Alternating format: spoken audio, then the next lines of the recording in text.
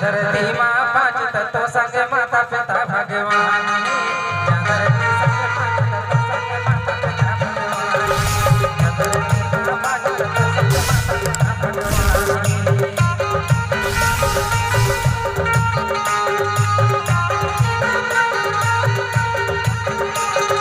जन्म से लेकर अंत मरण तक जन्म से लेकर अंत मरण तक सेवा सेवा महान संग सेवा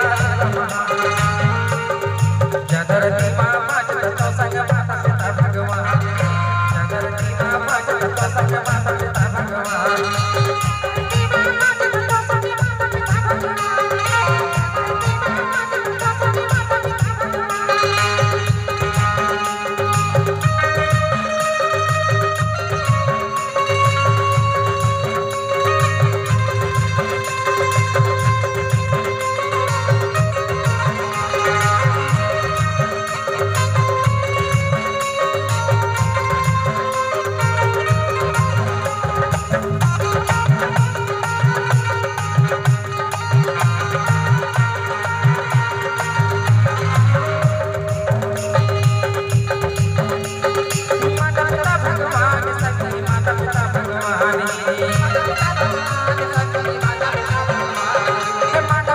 माता पिता भगवान